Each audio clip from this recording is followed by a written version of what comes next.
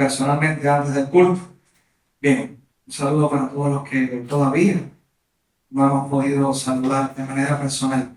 Nos gozamos en estar una vez más en esta mañana para juntos adorar al Señor, como lo decíamos, también en la oración de arrepentimiento y tener este tiempo de comunión. Es un tiempo de fiesta, de celebración, donde reconocemos la obra que Dios ha hecho en nuestra vida.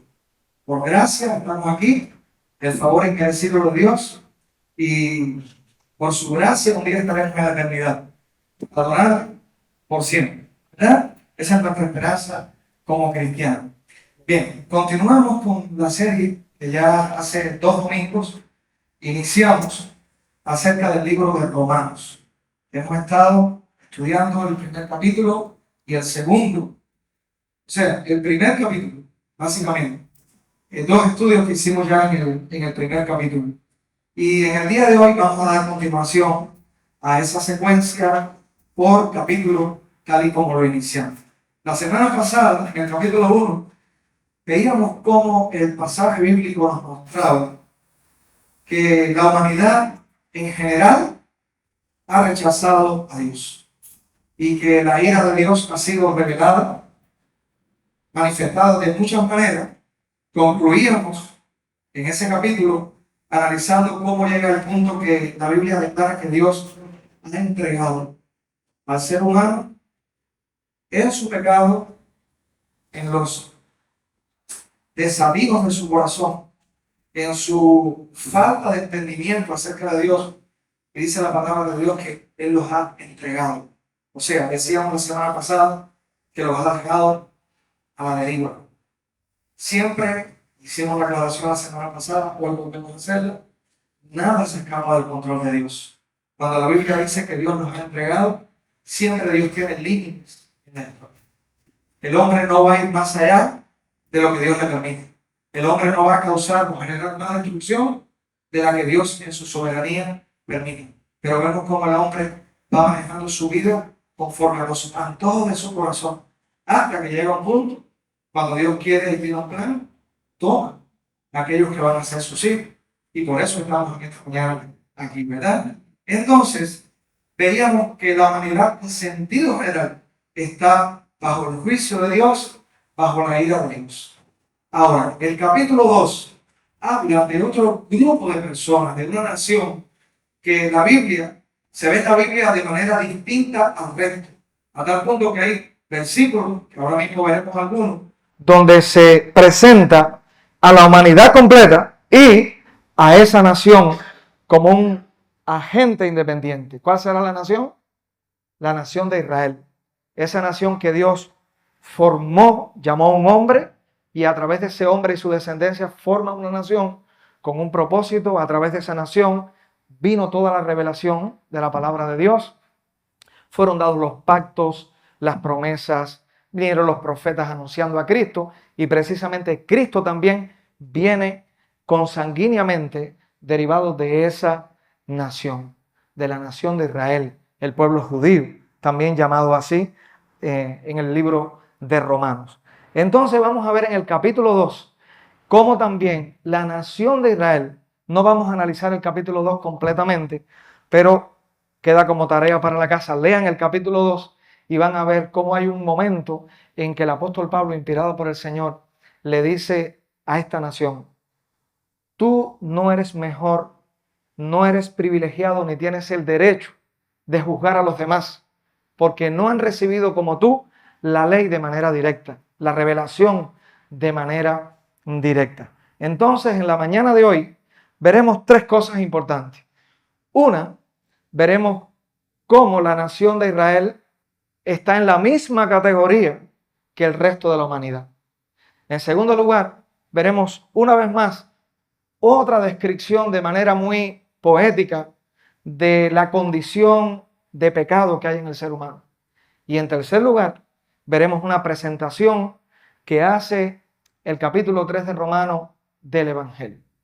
Puede ser que alguien de nosotros diga: bueno, hablamos tanto del Evangelio y proclamamos tanto a Cristo como el Salvador y Mediador, pero es que realmente no hay otro tema del cual podamos hablar como iglesia independiente del Evangelio.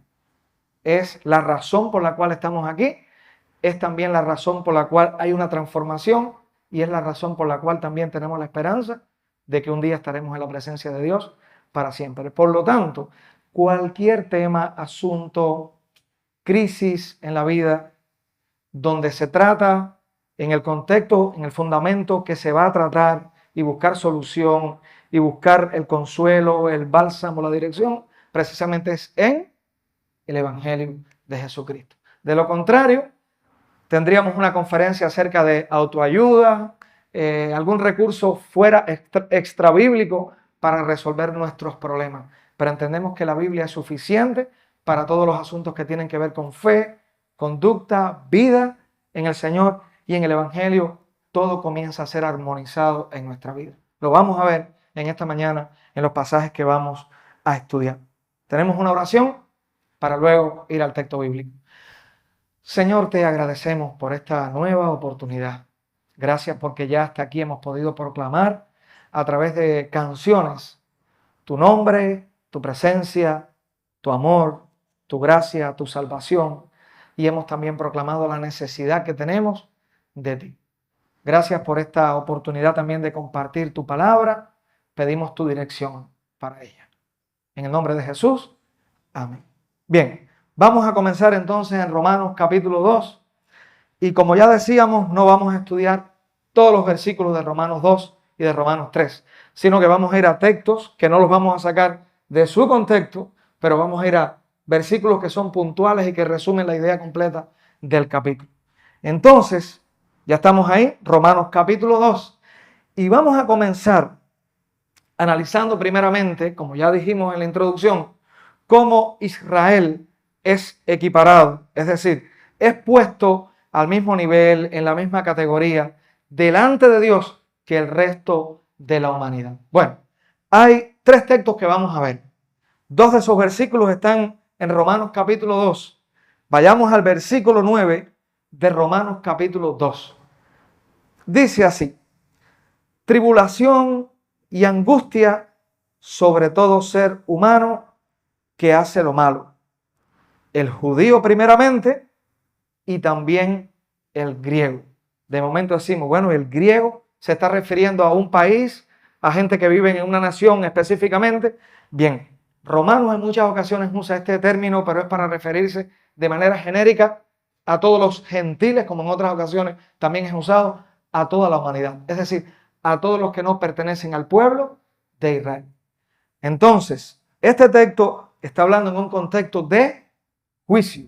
Dice así: para todo el que hace lo malo. Este texto viene desde el capítulo 1 de Romanos, donde se viene hablando de toda la situación espiritual que da como resultado una situación moral crítica delante de Dios de toda la humanidad. Y en ese contexto de juicio está diciendo este texto: va a haber tribulación, angustia, o sea, juicio sobre todo ser humano que hace lo malo. Y en ese grupo de todos los seres humanos, ¿quiénes están? Judíos primeramente y también el griego. Versículo 10 ya no es contexto de juicio, ahora es de salvación. Miren cómo dice el versículo 10: pero gloria y honra y paz a todo el que hace lo bueno, al judío primeramente y también al griego. Tanto en el contexto de juicio como en el contexto de salvación, encontramos que están puestos, equiparados, como yo decía, puestos en la misma categoría, tanto los judíos como el resto de la humanidad.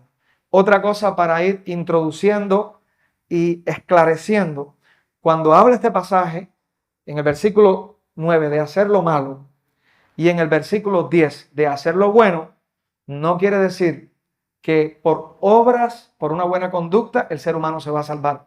Cuando leemos el contexto completo, Romanos capítulo 1, ¿qué es hacer lo malo? Cambiar la verdad de Dios por la mentira, detener injustamente la verdad, ¿recuerda? Dejar de dar culto al Creador para dárselos a las criaturas, ¿recuerda? Tener todo tipo de comportamiento donde incluso en el área de la sexualidad hay cambios completamente opuestos al diseño de Dios como un resultado de precisamente el haberle dado la espalda completamente a Dios. Eso es hacer lo malo. ¿Y qué sería entonces hacer lo bueno?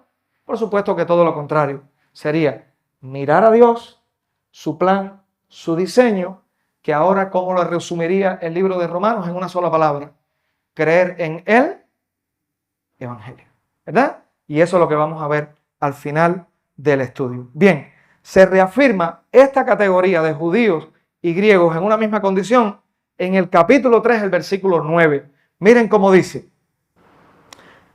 Capítulo 3, versículo 9. ¿Qué pues? ¿Somos nosotros mejores que ellos? Pablo está hablando, nosotros los judíos, ¿somos mejores que el resto de la humanidad? Miren cómo dice Pablo. En ninguna manera. Pues ya hemos acusado a judíos y a gentiles que todos están bajo pecado. Pablo, de manera categórica, está diciendo, todos los seres humanos están en la misma condición de pecado. Bien, entonces vamos a ver ahora, en el contexto de Romanos capítulo 3, cómo es la descripción que se hace del hombre en su pecado. Y el énfasis de Romanos, la semana pasada lo vimos, con una descripción muy precisa de cómo el ser humano está a la deriva en su pecado. Ahora lo veremos también en el capítulo 2. Y el propósito no es denigrar nuestra dignidad, no es que salgamos de aquí con un sentimiento de culpa, ni que empecemos a robarle valor a nuestra vida, no, sino más bien cuando comprendemos quiénes somos separados de Dios, lo que nos hace es gozarnos más en Dios, que ha tomado esa iniciativa total para rescatar y restaurar nuestra vida. Cuando miramos nuestra condición, lo que debe nuestro corazón experimentar es una mayor adoración hacia Dios, siendo nosotros tan viles e inmerecedores de Dios, y sin embargo, como Dios ha sido propicio a nuestra miseria y necesidad. Entonces, vayamos al capítulo 3 de Romanos y vamos al versículo 10 para ver la universalidad del pecado. Y este texto, de manera muy poética, pudiéramos decir, describe la condición de cada uno de nosotros, tanto de judíos como griegos, como toda la humanidad. Dice Romanos capítulo 3, versículo 10, como está escrito, no hay justo ni aún uno. ¿Dónde está escrito? Bien, como muchos estudiosos de la Biblia han dicho, cuando Pablo en este pasaje dice, como está escrito, es que Pablo ahora reúne y hace una cadena de citas de todo el Antiguo Testamento. Hay muchos textos que los profetas en un momento dieron, dados por el mismo Señor, y ahora Pablo acá hace una cadena de textos, une varias citas del Antiguo Testamento que describen precisamente la condición espiritual y moral de toda la humanidad. Miren cómo dice el pasaje. Como está escrito, no hay justo ni aún uno. ¿Qué significa la palabra justo? Bueno, es aquella persona que tiene un equilibrio entre sus actos, su carácter, sus motivaciones, su voluntad, y por lo tanto obraría con total equidad, de manera recta e íntegra. Díganme, ¿el ser humano siempre actúa de manera equitativa, recta, equilibrada, justa? No. Y si decimos algo contrario, estamos abiertamente refutando lo que dice este pasaje. Dice, no hay justo ni aún uno. Ni uno, dice el texto. Y ahora empieza este pasaje a describir cuál es la condición de cada ser humano, de la humanidad. Dice así, no hay quien entienda. Y bueno, de momento decimos, ¿qué significa? ¿Tiene que ver con coeficiente de inteligencia? ¿No tenemos un razonamiento, una capacidad para entender lógica y coherentemente los diferentes aspectos de la vida? No es en ese sentido. en este contexto donde se habla de una relación con Dios y diseño de Dios, no hay quien entienda, significa, no son capaces de percibir su condición separada de Dios. No son capaces de entender la caótica situación que genera el vivir separado de Dios. Hay sufrimiento, hay dolor, hay muchas cosas en este mundo que son llamadas adversidad y que completamente atentan contra nuestra felicidad, bienestar. Pero pocas veces el ser humano dice, los resultados de mi condición o de la condición del mundo es que viven de espaldas a Dios. Eso lo escuchamos pocas veces decir, porque dice el texto, no hay quien entienda. Versículo 11, la segunda parte, no hay quien busque a Dios. Significa que a Dios no se procura. Nadie evoca a Dios para decir, Señor, en ti está la sabiduría, está el conocimiento, está el verdadero sentido de la vida. Eso es lo que está diciendo el pasaje.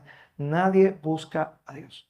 Aún cuando escuchamos a muchas personas decir, ay Dios mío, es con una perspectiva de el Dios que me sirve y no el Dios que me señorea. Es una realidad.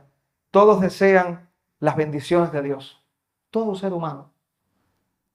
Pero nadie quiere doblegarse al Dios de las bendiciones. Es una realidad. Todos deseamos las bendiciones de Dios. Pero pocas personas anhelan o desean o procuran doblegarse al Dios de las bendiciones. No quieren el señorío de Dios en su vida. Dice este texto, no hay quien busque a Dios en ese sentido de darle a Él el señorío de la vida.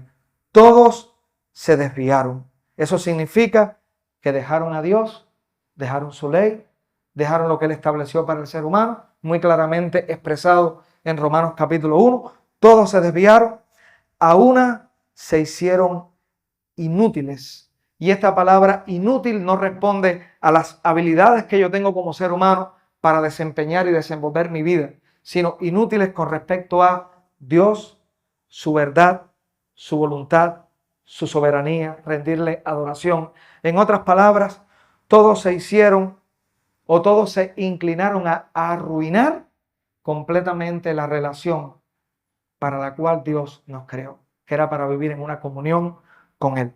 Sigue diciendo el texto en el versículo 12, no hay quien haga lo bueno. No hay ni siquiera. Vemos un grado de bondad y de buenos actos en las personas por muy rebeldes y ateas que sean. ¿Lo vemos o no lo vemos? ¿Sí? Porque Dios, si vamos al libro de Génesis, encontramos cómo la Biblia habla de que en nosotros fue puesto la imagen y semejanza de Dios. Aún nosotros en nuestro pecado todavía tenemos el vestigio, la huella, la marca de ese diseño original. Hay capacidad de creación, hay sentimientos y afloran sentimientos buenos en el corazón del hombre, aún cuando el hombre está en su pecado y no tiene a Cristo. Es una realidad. Hace cosas buenas. Pero cuando este texto está diciendo no hay quien haga lo bueno, es que lo bueno va mucho más allá de los actos externos que nosotros hagamos, sino va a las motivaciones por las cuales nosotros hacemos las buenas obras en este mundo. Y ahí es donde viene el gran conflicto. Todas las personas en este mundo que realizan actos buenos lo hacen para la gloria de Dios y para adorar a Dios. Entonces, cada vez que nosotros hagamos algo que simplemente alimente mi ego, que alimente mi amor propio, que de alguna manera nutra mi felicidad ajena a Dios, sin darle gloria a Dios, ni honra a Dios, ni reconocerle mis caminos, en ese momento yo me identifico con lo que está diciendo este pasaje. No estoy haciendo lo bueno, porque desde lo más profundo mi corazón no es un corazón de adorador, que ahí es donde radica el verdadero hecho de nosotros hacer lo bueno, desde el punto de vista de Dios, cuando es para la gloria de Dios. Dice el versículo 13, sepulcro abierto es su garganta. Imaginemos en este momento un sepulcro que esté en uso, pero que esté abierto. Ya entendemos lo que eso sugiere, ¿verdad? Entonces, se está refiriendo ahora al hablar, al lenguaje, a lo que emitimos por los labios. Dice aquí este texto, sepulcro abierto es su garganta. Es decir, en otras palabras, un lenguaje pecaminoso, un lenguaje sucio, palabras deshonrosas, ¿verdad? Eso es lo que está diciendo el pasaje. Dice en el versículo 13, la segunda parte, con su lengua engañan. Mentira. Veneno de áspides hay debajo de sus labios. Áspides, serpiente. Veneno de serpiente hay debajo de sus labios. ¿A qué se está refiriendo? Bueno, palabras destructivas, palabras que traen muerte, que dañan, palabras que manipulan, palabras que ofenden. Su boca está llena de maldición y de amargura. La palabra maldición es alguien que se refiere a otra persona o a otro ser de una manera que denigra, destruye, habla mal de la otra persona, opacando cualquier virtud que esa persona pueda tener. Cuando dice que su boca está llena de maldición y de amargura, da la idea también de que contamina, que envenena, que solamente transmite algo que lleva o conduce a la muerte. Dice más adelante en el versículo 15, sus pies se apresuran para derramar sangre, quebranto y desventura hay en sus caminos, y no conocieron camino de paz. Derramar sangre, quebranto, desventura, no hay paz, sugiere violencia, contienda, guerra, conflictos. Hasta aquí. ¿Creen ustedes que esta descripción se ajusta a un momento de la historia de la humanidad o está vigente hasta el día de hoy? ¿Qué creen? ¿Cuántos de ustedes se identifican con que en su vida, en muchos momentos, han estado de alguna forma, no en la expresión más amplia que pudiera llegar a ser, pero cuántos se identifican con aspectos de lo que están ahí? ¿Verdad? Y no lo estamos diciendo, como ya afirmábamos anteriormente, para denigrarnos hoy, acusarnos y condenarnos, sino para resaltar lo que Dios ha venido a hacer en nuestra vida. Ese es el corazón del hombre. Ese es el corazón del hombre. ¿Y dónde estriba la razón principal de eso? Versículo 18. ¿Qué dice el versículo 18? ¿Lo decimos juntos? No hay temor de Dios delante de sus ojos. Hay un proverbio, y creo que se repite varias veces en el Antiguo Testamento, que dice así: el principio de la sabiduría es el temor de Jehová. Entonces, este temor que está diciendo este pasaje no es ese miedo aterrador al castigo de Dios, sino es ese respeto reverente, ese deseo de vivir honrando sin ofender a Dios. Esa es la idea de ese temor, de lo que expresa el temor a Dios en este pasaje. Y ahí se resume todo. No hay temor de Dios delante de sus ojos. Cuento esta anécdota para hablar de lo que es el temor de Dios, porque me causó admiración una vez que la escuché. Había un líder en una iglesia donde fuimos pastores y ese líder en muchas ocasiones salía conmigo a hacer muchas gestiones. Muchas veces salía conmigo y a veces todo el día estaba afuera. Bien, tenía una esposa que era bastante celosa.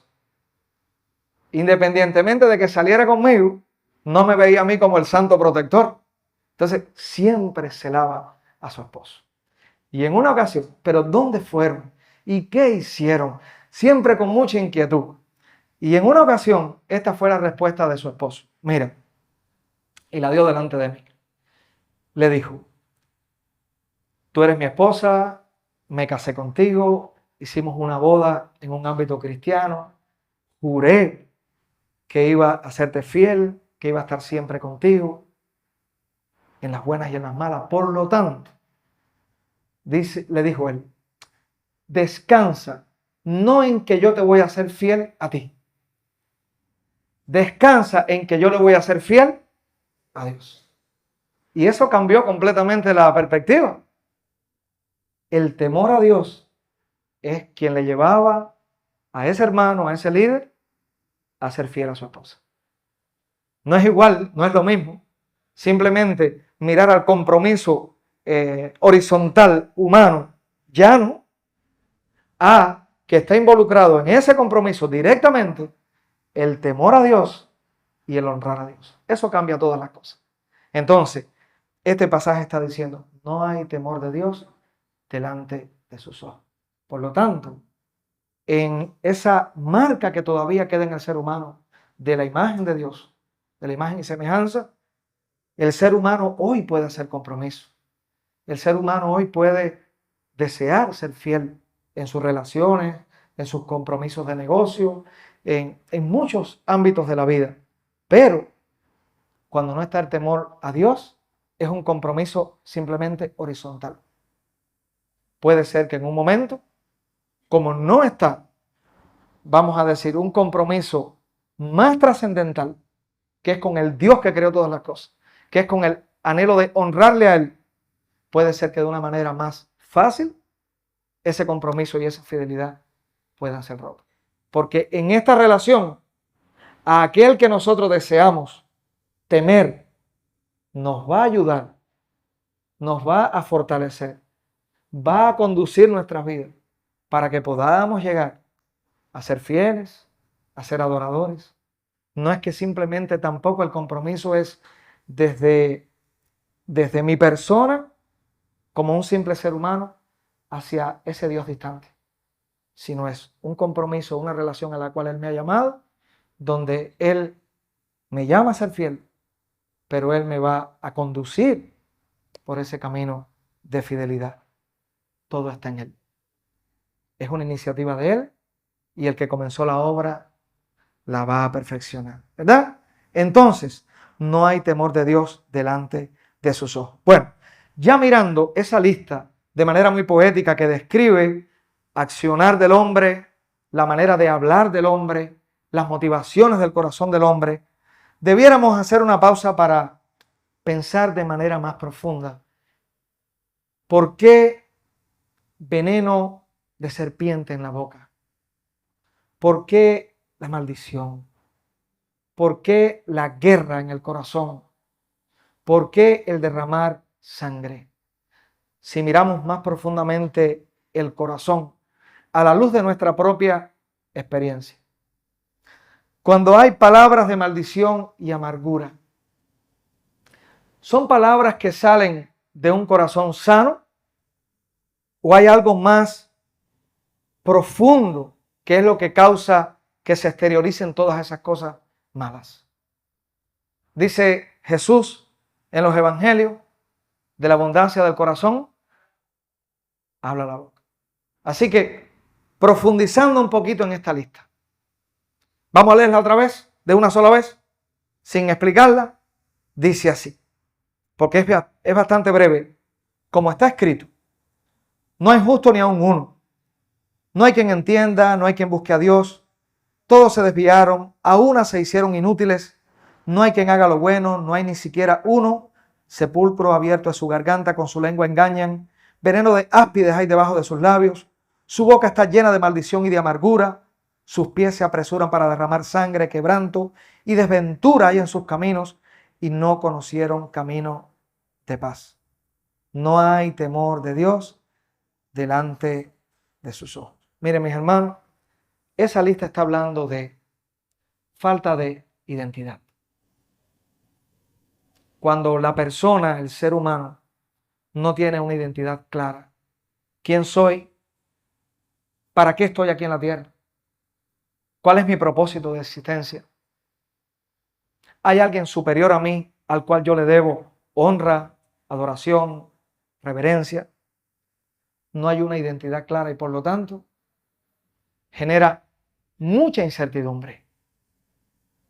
Y la persona vive o vivíamos, y posiblemente si desviamos la atención, estamos buscando a quién anclar nuestra vida. Hoy salimos a la calle y posiblemente veamos muchos jóvenes y digamos, ¿ese es Bad Bunny o ese es un joven de Jesús María? ¿Por qué? Porque buscamos a alguien con quien identificarnos y encontrar valor. Nos identificamos con una persona y queremos imitarle. ¿Sucede? Porque hay una carencia de identidad. Hay insatisfacción en el corazón. Cuando hay insatisfacción en la vida del ser humano, puede haber amargura, ira, enojo. Sí. Cuando hay dolor, sufrimiento, por dificultades en las relaciones. Dígame, ¿hay maneras de conducirse similares a las que plantea esta lista que acabamos de ver? Sí. Hay insensibilidad en el corazón, idolatría, relativismo. No hay una verdad absoluta la cual podamos seguir. Lo que hace 30 años atrás era visto quizás como deshonroso, hoy se aplaude y se promociona. Quizás ya venga a la mente nuestra algunas cosas con las cuales sucede así. Eso es relativismo. No hay una verdad absoluta a la cual anclar la vida. Entonces, hay relaciones rotas, hay inseguridad, hay sentimientos de culpa en el ser humano. Hay ansias, deseos de ser feliz, insatisfechos posiblemente. Entonces, por eso se hace tan necesario ir a lo que Dios ha provisto para la transformación y la sanidad de nuestro corazón. Versículo 19, para resumir esta lista, dice así: pero sabemos que todo lo que la ley dice, lo dice a los que están bajo la ley, para que toda boca se cierre y todo el mundo quede bajo el juicio de Dios. Está claro que todos estamos bajo el juicio de Dios porque nadie vive en armonía plena con el carácter santo de Dios. Versículo 20, ya que por las obras de la ley ningún ser humano será justificado delante de él, porque por medio de la ley es el conocimiento del pecado. Concluimos que esa gran lista que acabamos de ver habla de nuestro pecado, que nos separa de Dios. Ahora, gloria a Dios por su glorioso evangelio. Capítulo 3, versículo 21. Comienza con un pero. ¿Saben lo que significa pero? Bueno, en nuestro idioma español, pero en la Biblia, cada vez que veamos un pero, es un cambio, un vuelco, ¿verdad? A el sentido que llevaban las palabras hasta ese momento. Pero, a la luz de toda esa descripción que se hace del pecado, por el contrario, pero, más sin embargo, ahora, aparte de la ley, aparte de la condenación, se ha manifestado la justicia de Dios. Hay otras traducciones que dicen, pero ahora aparte de la ley, se ha manifestado el hecho de que Dios nos hace justos. Dice así, testificada, atestiguada por la ley y por los profetas. La justicia de Dios que nos hace justos por medio de la fe en Jesucristo, para todos los que creen en Él, porque no hay diferencia, por cuanto todos pecaron y están destituidos de la gloria de Dios. ¡Qué maravilla! Hay una lista grandísima, tanto en Romanos 1 como en Romanos 2, como en Romanos 3, disculpen, donde se presenta todo lo que el ser humano puede llegar a ser. ¿Verdad? Todo lo que el ser humano puede llegar a ser y a hacer. ¿Verdad? Que nos separa completamente de Dios. Que nos pone bajo la ira revelada de Dios, bajo el juicio de Dios. Pero ahora llegamos aquí al Romanos 3:21 y dice, pero, por el contrario a ese juicio, ahora, aparte de esa ley que nos condena, Dios está siendo propicio a nuestra necesidad. Versículo 22, pues la justicia de Dios por medio de la fe en Jesucristo para todos los que creen en Él, porque no hay diferencia, por cuanto todos pecaron y están destituidos de la gloria de Dios, siendo justificados gratuitamente por su gracia, mediante la redención que es en Cristo Jesús. Nos detenemos en el versículo, siendo justificados. En otras palabras, siendo declarados justos.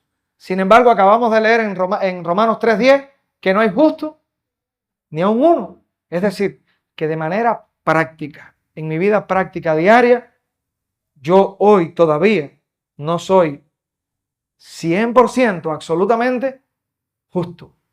Sin embargo, en Cristo yo he sido declarado justo, ya de manera legal, delante de Dios, ante su demanda de justicia.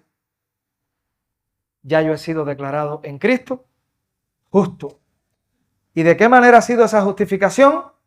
Gratuitamente, por su gracia. Y ahora hay un punto importante que debemos resaltar. Gratuitamente es que a ti y a mí no nos costó.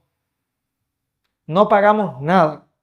Pero no significa por eso que no tuvo un alto costo. Ahora lo expresa este versículo. Miren lo que dice.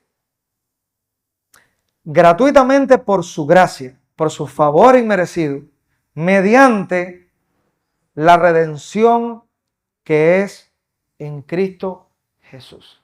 La palabra redención significa el pago por un rescate. Por ejemplo, en la antigüedad o en los años de la esclavitud, había una persona que tenía un dueño. Esa persona que tenía un dueño dependía completamente de su dueño.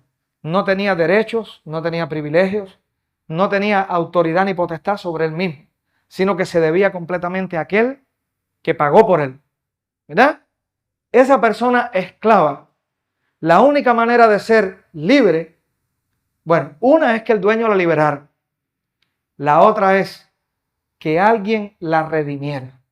Redimir significaba que alguien se dirigía al amo de ese esclavo y le pagaba lo que ese esclavo costaba. Hacía un pago. Cuando aquella persona pasaba a propiedad de este que hacía el pago, este le decía, te voy a dar tu carta de libertad. Nunca más serás esclavo. Eso es lo que significa redimir. Entonces, cuando lo llevamos al contexto de la salvación, de lo que Cristo hizo es que nosotros estábamos bajo el juicio de Dios por nuestro pecado. Porque Dios es totalmente amor, pero es santo y justo. Y nada que sea imperfecto puede tener relación con Dios. Nuestro pecado nos separaba completamente de Dios. Entonces, cuando Cristo vino, se humanó y murió en la cruz, en ese momento Él ofreció un pago.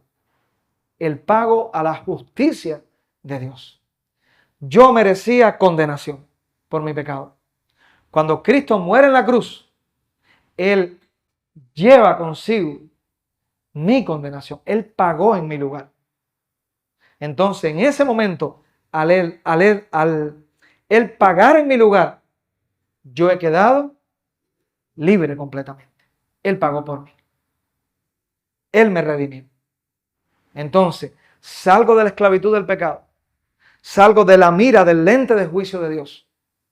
Porque Él pagó por mí. Dice el texto, mediante la redención que es en Cristo Jesús. Él me redimió. Él pagó por mí. ¿A quién le pagó? A la justicia de Dios, que solamente podía derramar sobre mí castigo. Sin embargo, Él en la cruz pagó por mí. Por eso se humanó. Como un hombre, con la diferencia que no pecó. En la cruz, Él pagó por mi pecado. Y dice el versículo 25, a quien Dios puso como propiciación por medio de la fe en su sangre. La palabra propiciación puede tener dos sentidos. Una, ser propicio a nosotros para favorecernos. La otra, en el Antiguo Testamento había un lugar que era el lugar de la propiciación y donde se hacían los sacrificios, precisamente se derramaba la sangre de un animal indefenso e inocente. Entonces este pasaje está diciendo, a quien Dios puso como propiciación por medio de la fe en su sangre. Cristo pagó con su sangre para mi liberación, para manifestar su justicia a causa de haber pasado por alto en su paciencia los pecados pasados. Ahora, ese pasar por alto tuvo un alto costo. La sangre de Jesús. Con la mira de manifestar en este tiempo presente su justicia, a fin de que Él sea el justo y el que justifica al que es de la fe de Jesús. ¿Por qué hoy yo puedo ser llamado justo? Porque estoy escondido en el justo, en el único y verdadero justo, en Cristo, el que justifica, el que declara justo al que es de la fe. Ahora, mi pregunta para todos nosotros es, todos los que estamos aquí hemos depositado nuestra fe en Cristo Jesús como aquel único que puede traer redención, liberarnos del juicio de Dios, de la condenación, para que seamos adoptados como hijos y ser llamados justos. Todos los que estamos aquí, por la fe, por medio de la fe, hemos recibido con convicción de nuestra necesidad, de nuestro pecado y en arrepentimiento, hemos recibido el perdón que en Cristo solamente puede ser otorgado. Si así ha sido, gloria a Dios. Amén. Si no, si hay alguno que todavía está dudando si realmente su vida ha sido entregada, no te vayas de aquí si tienes inquietud en tu corazón, sin hablar con algún hermano, sin algún líder de la iglesia, para de alguna manera aclarar esas dudas que tienes en tu corazón. Versículo 27, para ir terminando, ¿dónde pues está la jactancia? ¿Dónde está el orgullo que el ser humano puede tener ante Dios? ¿Queda excluido? ¿Por cuál ley? ¿Por la de las obras? No. Nadie puede decir, ni aún un judío puede decir, yo soy mejor, que eso se habló en el capítulo 2. Yo soy mejor. Mira aquellos como pecan, pero nosotros no, porque tenemos la ley. Ha sido el pueblo que Dios ha escogido. Dice Pablo, ¿dónde está la jactancia? Nadie, ni judíos, ni gentiles, ni griegos, nadie en esta humanidad puede en un momento decir, yo estoy en una posición diferente.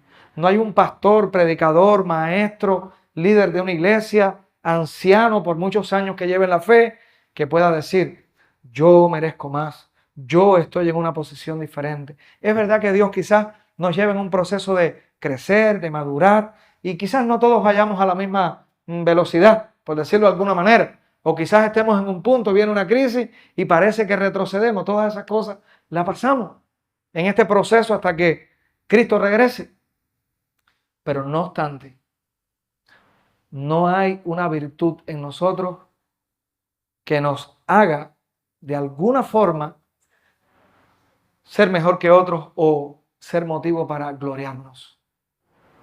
Si algo somos, si algo hemos alcanzado, si tenemos una posición un poquitico más elevada, que simplemente puede ser pararse en esta plataforma, es por la gracia de Dios.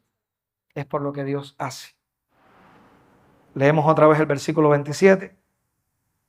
¿Dónde pues está la jactancia? ¿Puede haber alguien que de alguna forma alimente su ego por lo que Dios ha hecho en su vida?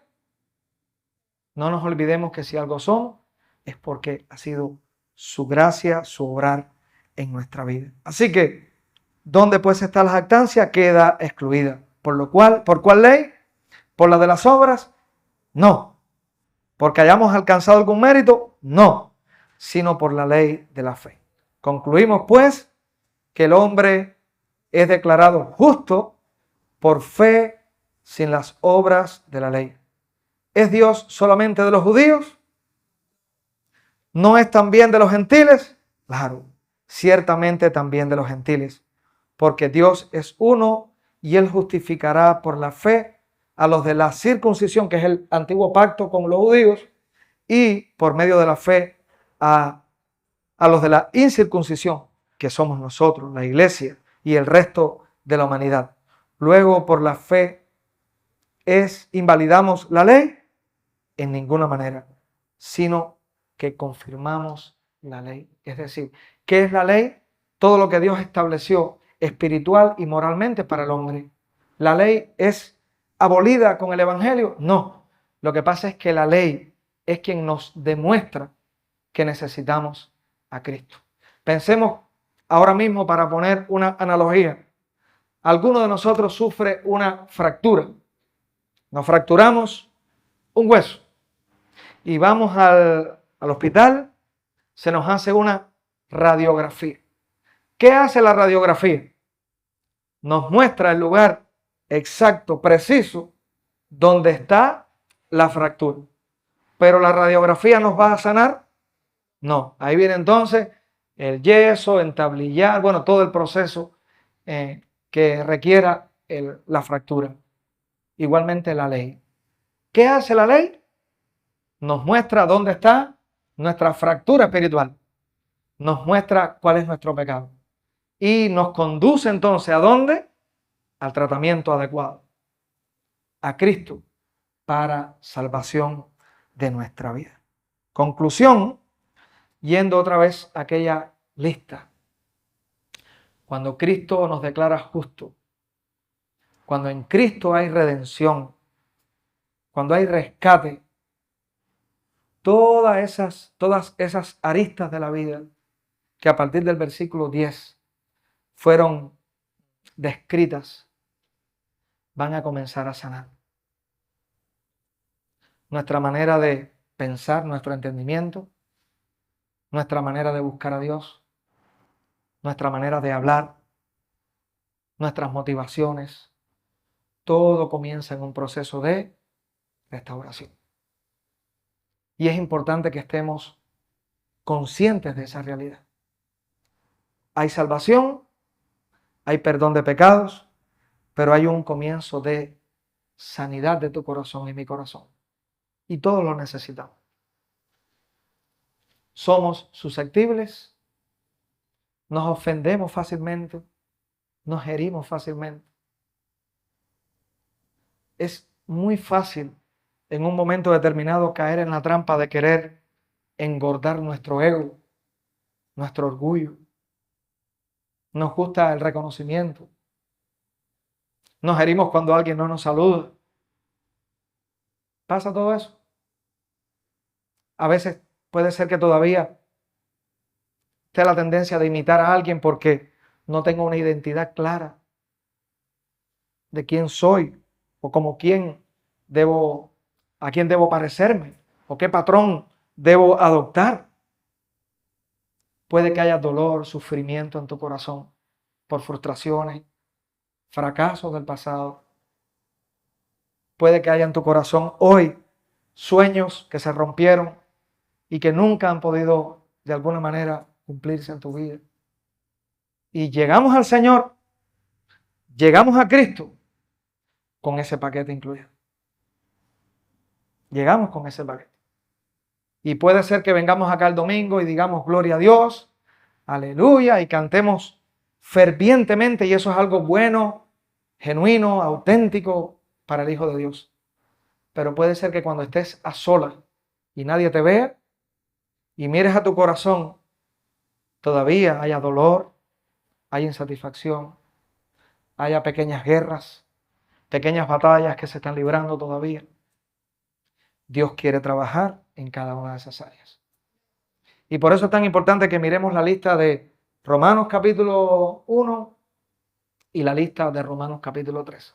Porque describe tu corazón y mi corazón. Quizás no a su máxima expresión vivamos cada uno de los detalles en ellos descritos, pero sí nuestro corazón está afectado por el pecado. Y como alguien escuché en una ocasión decir, llevamos a Cristo en el corazón, pero llevamos a nuestra familia, a nuestros abuelos y todas nuestras luchas hasta los huesos. Y es la realidad. Entonces, esos huesos y toda esa vida tiene que ser llevada a la luz del Evangelio para ir en un proceso de transformación. paulatino, progresivo. Ya siendo salvo, pero va a haber luchas. Y en muchas ocasiones he escuchado hermanos que en su dolor han cuestionado si son cristianos o no. Bueno, pero ¿cómo si soy cristiano todavía estoy luchando con esta realidad? Es auténtico que luches. Es auténtico. Ahora, que el bálsamo del Señor, que su palabra, que con el entendimiento que ahora Él te está dando, pueda llegar su palabra, su gracia, a ir quitando y limpiando cada mentira, cada arraigo, cada dolor, cada vicio, cada tendencia, que ahí están, porque toda una vida viviendo de una manera y Cristo llega. Hay muchas cosas a las cuales todavía posiblemente estemos anclados y necesitan ser transformadas. Por eso hablábamos de discipulado y movimiento de discipulado. Hay muchos que ya están involucrados, otros progresivamente irán involucrándose. Y tiene que ver con eso. Es más que conocer verdades esenciales de la Biblia, sino es como cada verdad de la Biblia va llegando a cada área de mi corazón. Y el discipulado nos ayuda en ese proceso. Que profundamente vaya calando y el Evangelio vaya entrando por cada grieta de tu corazón y de mi corazón. Así que vamos a orar y de esta manera terminamos. Señor, te agradecemos por este tiempo, por esta preciosa oportunidad. Gracias porque ha sido propicio a nosotros en medio de nuestra necesidad, de nuestra mayor necesidad, que es el glorioso Evangelio de Jesucristo. Es el conflicto mayor que tiene cada ser humano y es que viven separados del temor a ti. Viven separados del deseo de honrarte a ti y por lo tanto viven a la deriva, a merced de sus propios antojos. Pero gracias porque tú has tocado nuestro corazón. Gracias porque tú has tocado el corazón de muchos de los que estamos en esta mañana, aquí presente. Señor, reconocemos la necesidad que hay del Evangelio, no solamente para salvación, el punto de partida de perdón y reconciliación, sino para restauración de todas las áreas de nuestro corazón que están dañadas por el pecado. Por eso todavía hay luchas, tentaciones, debilidades, flaquezas, ofensas, susceptibilidad, porque necesitamos seguir siendo bañados de tu gracia y que tu verdad nos siga siendo libres cada día. Pido por cada hermano mío presente y si hay alguno que está visitando que aún no te ha conocido. Si es tu voluntad, sigue tratando con cada uno de nosotros conforme a tus promesas en Cristo. Y para aquellos que aún no te han conocido, si hay alguno presente, Señor, si es tu voluntad, inquieta su corazón y quebrántale para que te busquen y te teman. En el nombre de Jesús, amén.